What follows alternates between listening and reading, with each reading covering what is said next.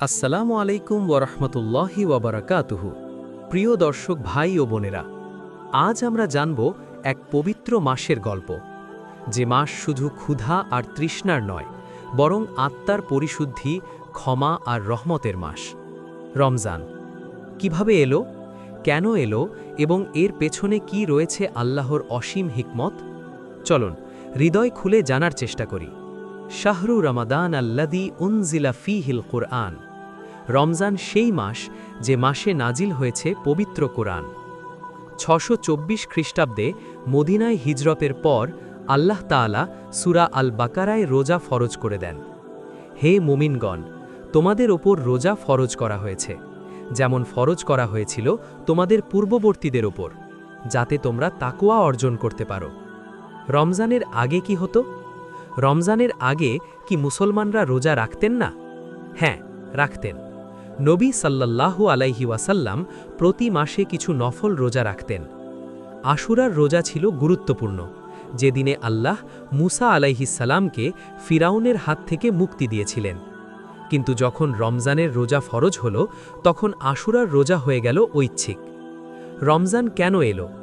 রমজান এলো কোরআনের সাথে আমাদের সম্পর্ক গভীর করতে। রমজান এলো আমাদের তাকওয়া শেখাতে। রমজান এলো নফসকে নিয়ন্ত্রণ করতে। ক্ষুধা যখন পেটকে পোড়ায়, তখন মানুষ বুঝতে শেখে গরিবের কষ্ট। রমজান আমাদের শেখায় ধনী আর গরিব এক কাতারে দাঁড়াতে, একই সময়ে ইফতার, একই সময়ে সেজদা, একই সময়ে কান্না। এটাই উম্মার ঐক্য। লাইলাতুল কদর, একটি রাত যার মূল্য হাজার মাসের চেয়েও বেশি।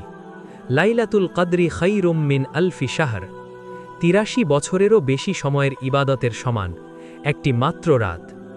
রমজান এসেছে এই মহা পুরস্কার আমাদের হাতে তুলে দিতে। রমজানের করণীয় কি কি? সুবাহে সাদিক থেকে সূর্যাস্ত পর্যন্ত বিরত থাকা, সাহারি খাওয়া, বরকত, সময় মতো ইফতার, তারাবির নামাজ, কোরআন তেলাওয়াত, দোয়া, ইস্তেগফার। শেষ 10 দিনে লাইলাতুল কদর তালাশ করা।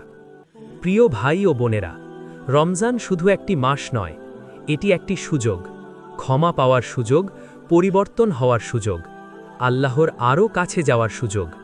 চলুন এই রমজানকে সত্যিকারের রমজান বানাই। শুধু না খেয়ে থাকা নয়, বরং পুরো জীবনকে আল্লাহর রঙে রঙিন করে তুলি।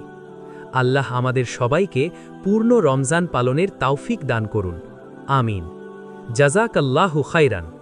ভিডিওটি ভালো লাগলে লাইক ও শেয়ার করতে ভুলবেন না। মুবারক রমজান।